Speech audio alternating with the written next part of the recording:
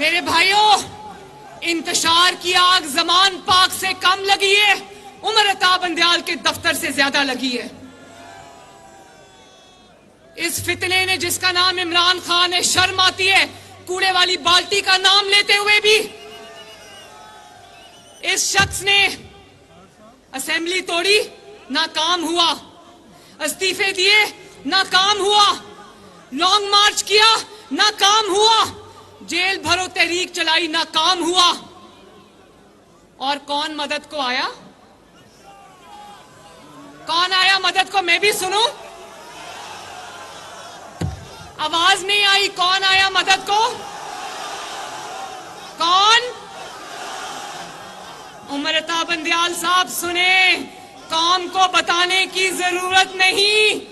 उनको पता है कि जब 2016 का लॉकडाउन नाकाम हुआ तो वो जो अंदर छुप के बैठा है खोसा साकिब निसार तो आज मुंह दिखाने के काबिल नहीं है ना।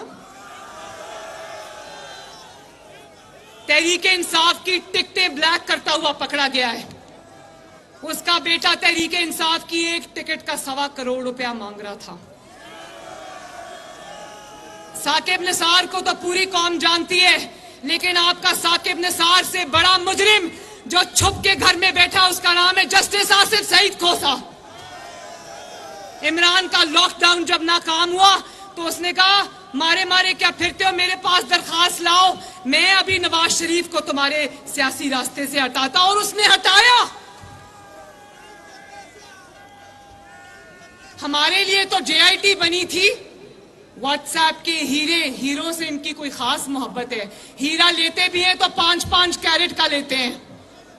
हमारे लिए तो व्हाट्सएप की जो हीरे थे वो भी यहां से चुने गए, व्हाट्सएप कॉल पे चुने गए। यहां से इजाजुल एहसन, ये सिर्फ करप्ट। मैं आपको एक बात बताऊं, सिर्फ इमरान खान के 60 बिलियन और तोशा खाना की चोरी को यहां से तहफ़्फ़ुज़ नहीं मिल रहा। ये करप्ट नेक्सस का तहफ़्फ़ुज़ है। एक साइड पे इजाजुल एहसन बैठा है जिसकी करप्शन की दास्तानें पूरे पाकिस्तान में मशहूर है। वो सामने कौन सा टावर है? सामने कौन सा टावर है? सामने वो देखना, मुड़ के जरा, वो टावर देखो तुम्हारे पीछे है, ट्विन टावर। इजाजुल एहसन की करप्शन का मुंह बोलता सबूत है। और मुजाहिर अली नकवी, जिसके खिलाफ गबन का, करप्शन का रेफरेंस गया हुआ है, लेकिन उस पे सांप बन के बैठे। सिर्फ इमरान खान करप्ट का तहफ़्फ़ुज़ नहीं हो रहा, अपने करप्ट साथियों का, जजेस का भी तहफ़्फ़ुज़ हो रहा है। क्योंकि एक जज को अगर उसके खिलाफ कार्रवाई खुलती है तो इनके नंबर कम हो जाते हैं। ये देखो, यहां से चोरों को, डाकुओं को सजा मिलनी थी, उमर अता बंदयाल साहब खुल के चोरों और डाकुओं की सरपरस्ती कर रहे हैं।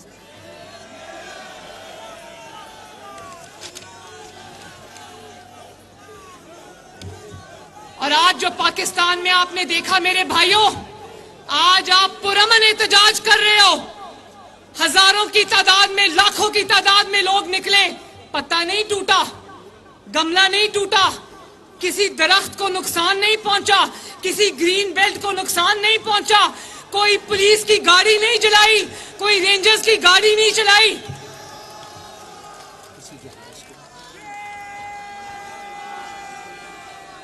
और इनके लाडले को, उमर अता बंदयाल साहब के लाडले को, जिसको इन्होंने, जिसकी परवरिश अपनी गोद में बिठा कर की, जब 25 मई को लॉन्ग मार्च हुआ, पूरे इस्लामाबाद में आग लगा दी गई, तो उमर अता बंदयाल साहब अपनी कोर्ट में, सुप्रीम कोर्ट में कहते हैं, हो सकता है इमरान खान ने आग ना लगाई हो सकता है आंसू गैस की वजह से, हवा के रुख की वजह से ग्रीन बेल्ट्स जल गई हो।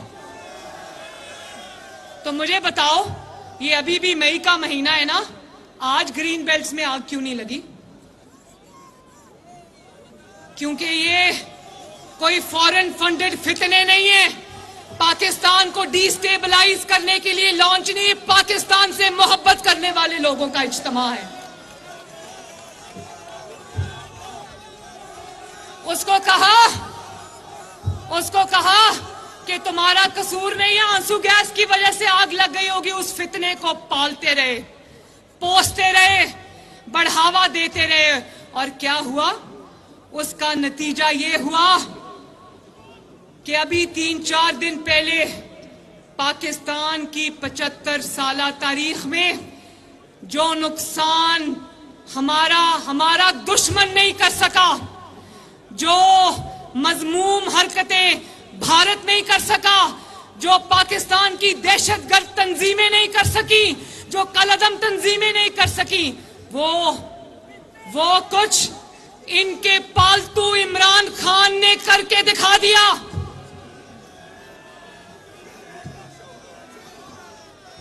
उस फितने ने करके दिखा दिया जिसको आपने पाला था, जिसकी परवरिश उमर अता बंदयाल की गोद में बैठकर हुई है। और क्या हुआ? पाकिस्तान की कौम के दिल पर हमला हुआ जब सारी हमारी दफाई तंसीबात को आग लगा दी गई, रेडियो स्टेशन को जला दिया गया, मवेशियों के फार्म्स में जिंदा जानवरों को जला दिया गया, अस्पतालों में आग लगा दी गई, एम्बुलेंसेस को आग लगा दी गई, पुलिस वालों को मारा गया, रेंजर्स की पुलिस की गाड़ियां तोड़ी गई। और अब और दुख की दास्तान सुनो, मेरा दिल खून के आंसू रोता है। वो जो कोर कमांडर हाउस को जलाया, वो कोर कमांडर हाउस बाद में था, पहले कायदे आजम मोहम्मद अली जिन्ना का घर था। वो जिन्ना हाउस था जिसको कायदे आजम ने अपने पैसों से खरीदा था। शर्म करो इमरान खान, शर्म करो, शर्म करो उमर अता बंदयाल, शर्म करो। भारत के अंदर जो कायदे आजम का घर है वो आज महफूज है, लेकिन इस कौम को, इस मुल्क को जन्म देने वाला कायदे आजम मोहम्मद अली जिन्ना, उसके घर को इन बलवाइयों ने आग लगा दी। कायदे आजम का ना सिर्फ घर जला, कायदे आजम की यादों को भी इन्होंने आग लगा दी।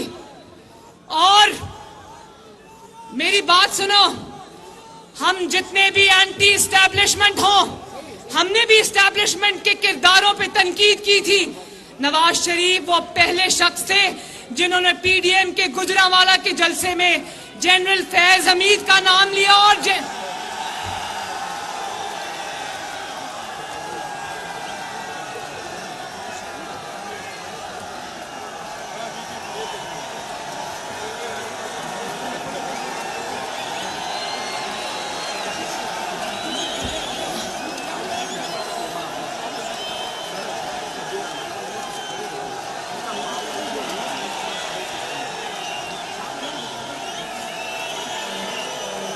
मौलाना आ गया है, आ गया है। मौलाना आ गया है, मौलाना आ गया है, मौलाना आ गया है, मौलाना साहब, मौलाना आ गया है। रोक सको तो रोक लो, मौलाना आ गया है, मौलाना आ गया है, मौलाना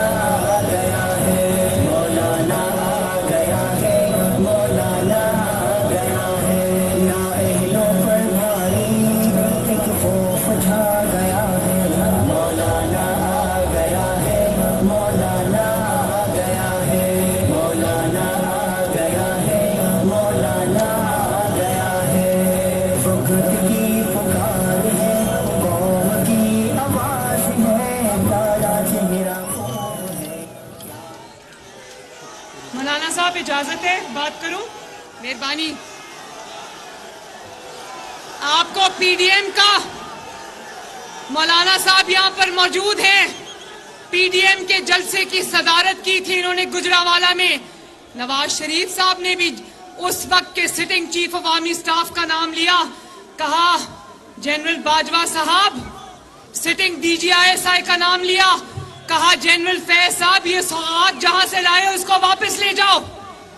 लेकिन क्या, और कहा कि ये फौज हमारी है, इसके सिपाही को, इसके जवान को हम सलूट करते हैं, लेकिन जो लोग इमरान के सहूलतकार बने हुए उनको हम नहीं बख्शेंगे। आप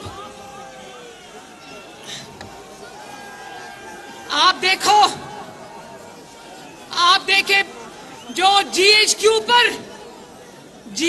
पर पहला हमला तहरीके तालिबान पाकिस्तान ने किया और जीएचक्यू पे पाकिस्तान की तारीख का दूसरा हमला इसके पालतू इमरान खान ने किया।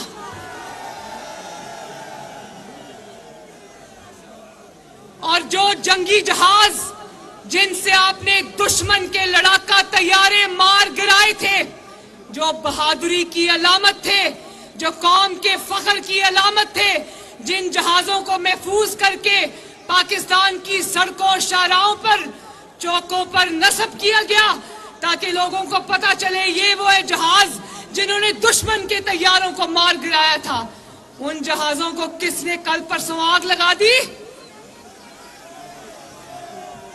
उमर अता बंदयाल के लाडले इमरान खान ने।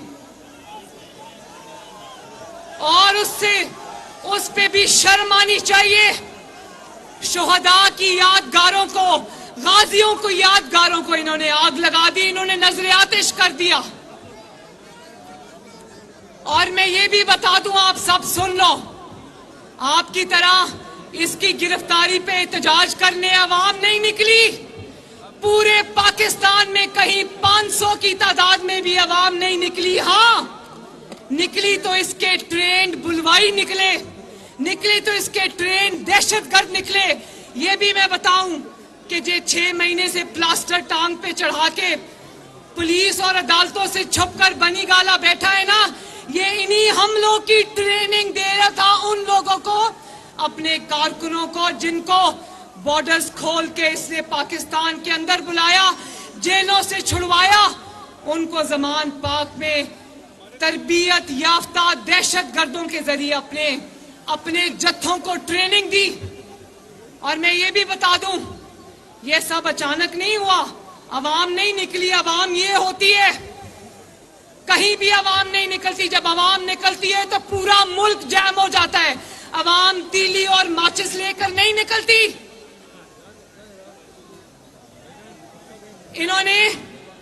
इन्होंने क्या किया? मास्टर माइंड उन हमलों का उमर अता बंदयाल का लाडला इमरान खान था। 6 महीने से जो जमान पाक में छुप कर बैठा है ना, इसने टारगेट सेट किए हुए थे।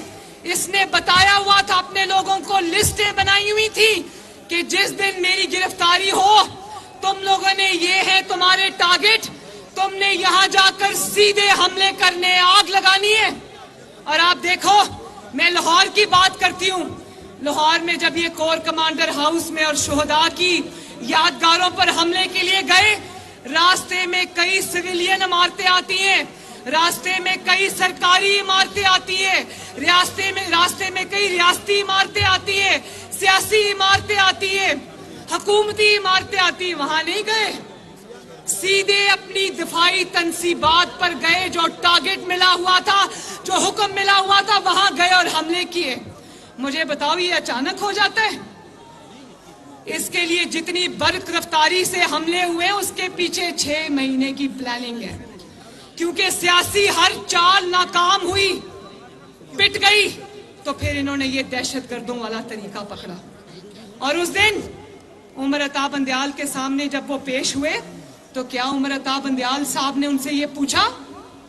ये तो कह दिया आपको मिलकर बहुत खुशी हुई, 60 अरब के डाकू। ये नहीं पूछा कि पाकिस्तान पूरे में शुहदा की यादगारें, गाजियों की यादगारें, कायदे आजम का घर जला के आए हो, आपसे मिलकर बड़ी खुशी हुई।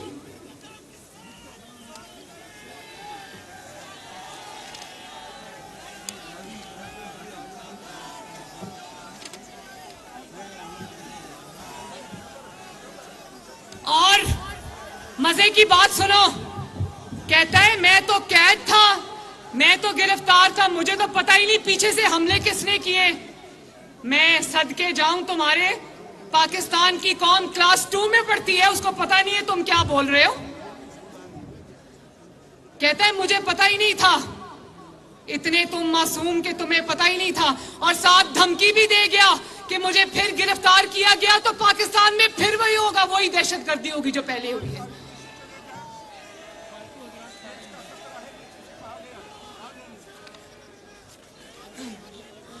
कहता है मैं जेल में था, पाकिस्तानी कौम तुमसे पूछती है तुम्हारी तो तारीख दहशतगर्दी और तखरीबकारी से भरी पड़ी है, तुम्हारी तो पूरी हिस्ट्री दहशतगर्दी और तखरीबकारी की है।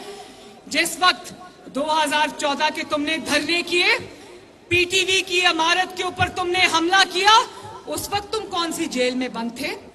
उस वक्त तो पूरी कौम ने सुना कि तुम्हारी जो कॉन्वर्सेशन थी, गुफ्तगू थी आरिफ अलवी के साथ, तुम लोग तो खुशी से शादियाने बचा रहे थे, नाच रहे थे और एक दूसरे को मुबारकबादें दे रहे थे। इसी शारा दस्तूर के ऊपर 2014 में इसी इमारत के सामने तुमने गंदे कपड़े धोकर टांगे थे, उस वक्त तुम कौन सी जेल में बंद थे? यहीं पर कंटेनर से तुम रोज लोगों को लाइटर से आग दे के बिल जलाते थे, उस वक्त तुम कौन सी जेल में बंद थे? लोगों को हुंडी के जरिए पैसे मंगवाने के लिए कहते थे, उस वक्त तुम कौन सी जेल में बंद थे? यहां पर शारा दस्तूर में अपने कजन के साथ तुमने जो कब्रें खोदी थी और कफन पहन के जो निकले थे, उस वक्त तुम कौन सी जेल में बंद थे? 2014 में जो धरने हुए, उसमें मुझे आज भी याद है, दिल खून के आंसू रोता है। इस्लामाबाद पुलिस का जवान एसएसपी जुनेजो डंडे मार मार के तुम्हारे बलवाइयों ने उसकी हड्डियां तोड़ दी। वो महीनों अस्पताल में रहा, जब उसको मार पड़ रही थी, उस वक्त तुम कौन सी जेल में बंद थे? अभी जब जमान पाक में ऑर्डर लेकर पुलिस गई तुम्हें गिरफ्तार करने के लिए, तुम्हारे घर के अंदर से, जहां तुम बार बार कहते कि एक मेरी खातूने खाना अकेली थी, उस अकेली औरत के घर से पेट्रोल बमों से कानून नाफिज करने वाले इदारों पर हमला हुआ, उस वक्त तुम कौन सी जेल में बंद थे? पुलिस वालों के सर तोड़े गए, उनकी आंखें फोड़ी गई जमान पाक के अंदर से, तुम्हारे ट्रेन दहशतगर्दों की तरफ से, तुम्हारे ट्रेन बलवाइयों की तरफ से। मुझे बताओ, उस वक्त तुम कौन सी जेल में बंद थे? कौन सवाल पूछती है? लोगों को बेवकूफ ना समझो, हम क्लास 2 में नहीं पढ़ते। और फिर कहता है, कल मैं सुन रही थी, आईएसपीआर को कहता है कि आईएसपीआर को सियासी जमात बना लेनी चाहिए और सियासत में हिस्सा लेना चाहिए। तो मैं सोच रही थी आईएसपीआर वाले सोचते होंगे कि जो 2011 में सियासी जमात बनाई थी, पहले उसको तो भुगत लें, फिर दूसरी सियासी जमात बनाने का सोचेंगे।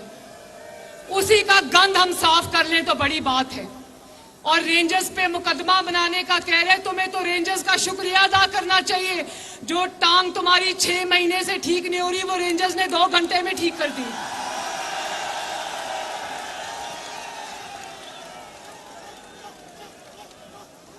और फिर देखो, किसी ने पूरे पाकिस्तान में, पाकिस्तान से बाहर कभी किसी ने इतनी तौहीन अदालत नहीं की होगी जितनी बड़ी तौहीन अदालत इस अदालत के अंदर से उमर अता बंदयाल साहब ने की। काश ये पार्लियामेंट कोई अदारे के अंदर से, अदालत के अंदर से तौहीन का कानून कभी बनाए, तो मैं आपको गवाह बनाकर कहती हूं, अगर इदारे के अंदर से, सुप्रीम कोर्ट के अंदर से किसी पर तौहीन लगी तो सबसे पहले उमर अता बंदयाल साहब सलाखों के पीछे होंगे। आप और इंसाफ का खून देखो कैसे किया। एक ही दिन में उमर अता बंदयाल साहब इतने मुतहर्रिक हो गए, एक ही दिन में पिटिशन भी दायर हो गई, एक ही दिन में पिटिशन फिक्स भी हो गई, एक ही दिन में पिटिशन लग भी गई, एक ही दिन में नोटिसेस भी हो गए, एक ही दिन में आर्ग्यूमेंट्स भी मुकम्मल हो गए, एक ही दिन में बरसात की तरह जमानतों की बारिश भी हो गई, और उसी दिन में रिहाई भी मिल गई। और सिर्फ रिहाई नहीं मिली, मर्सिडीज बेंज में बिठा के उसको इस अदालत से रुखसत किया गया। 60 अरब के मुजरिम को, जिसने कौम का 60 अरब रुपया लूटा, लूट कर अपने दोस्त के प्रॉपर्टी टाइकून के जेब में डाला। उसके बदले इसकी बीवी ने और इसने 450 कनाल जमीन हथियाई रिश्वत के तौर पे, और कहता है वो तो मेरी काबीना का फैसला है। किस किस को याद है कि इसकी काबीना ने खुद कहा कि हमें सिर्फ बंद लिफाफा दिखलाया था, हमें नहीं पता उस लिफाफे के अंदर क्या था।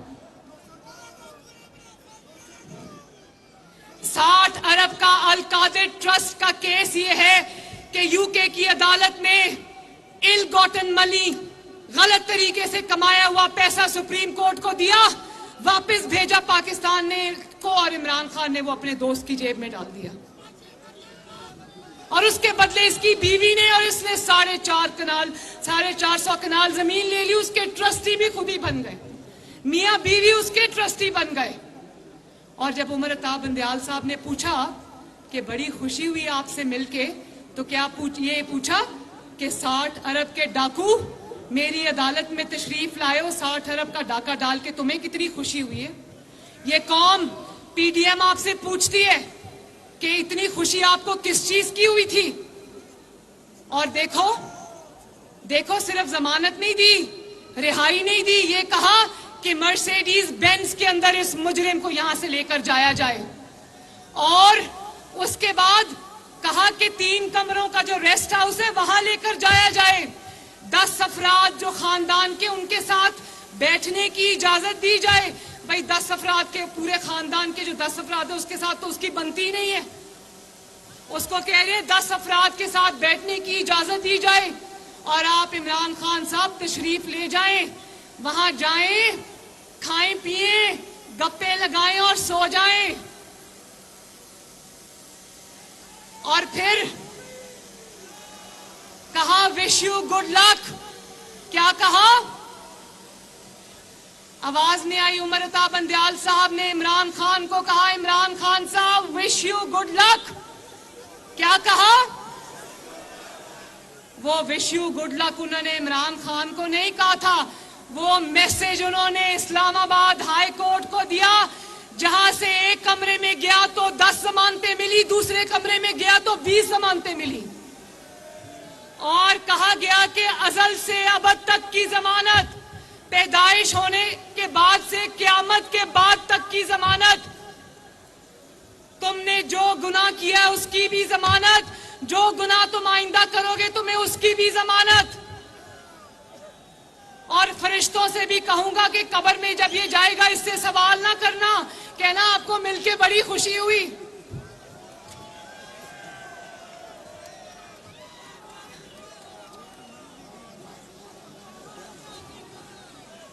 जमानत के कानून का पूरी दुनिया में, किसी दुनिया की अदालत में इतना घिनौना मजाक जमानत के कानून का नहीं हुआ होगा जो यहां से उमर अता बंदयाल ने किया उस दिन।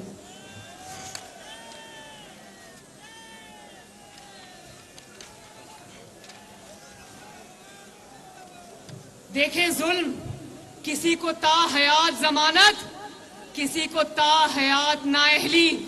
तो जब मैं कहती थी कि तराजू का पलड़ा झुका हुआ है, तो अब समझ आई कि तराजू का पलड़ा कैसे झुका हुआ है।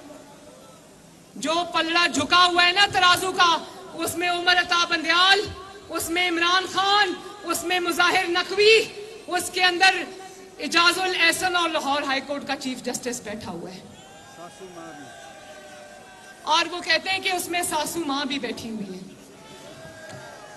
शुक्र है उस दिन उन्होंने कहा खाएं पिएं, गप्पे लगाएं, सो जाएं। ये नहीं कहा कि मैं अपनी सासू मां से कहता हूं अच्छा सा खाना पका के आपको वहां भेज दे। मैं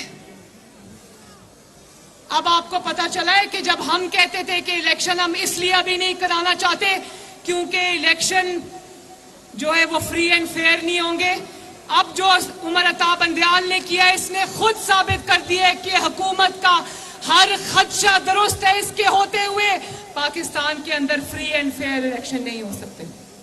इलेक्शन होगा अपने टाइम पे होगा, इंशाल्लाह तुम्हारे जाने के बाद होगा। और उमर अता बंदयाल, आखिरी बात, उमर अता बंदयाल शराफत से इस्तीफा दे दो और घर जाओ।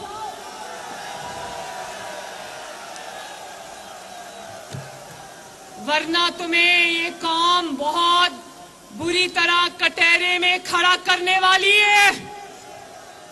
और अब सिर्फ शराफत से घर नहीं जाना, कौम की वो मराद जो उसने अपना पेट काट के तुम्हें दी, वो तनख्वाह जो तुम महीने की लाखों में मिलियंस में लेते हो, तुम्हें खून पसीने की कमाई से कौम ने इसलिए दी थी कि तुम अपने फैसलों से कौम का बेड़ा गर्क करो।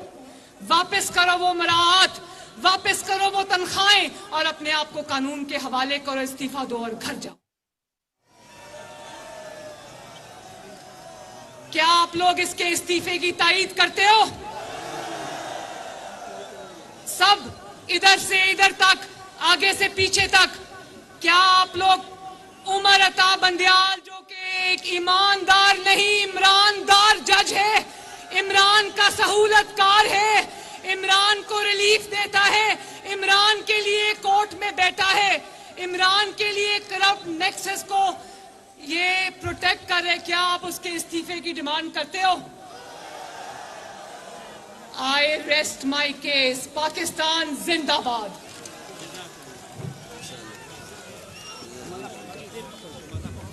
साथियों को कहें कि मोबाइल जला लें। हजरात मोहतरम, अब क्या हो गया? अभी आप हजरात के सामने मुस्लिम लीग की अहम रहनुमा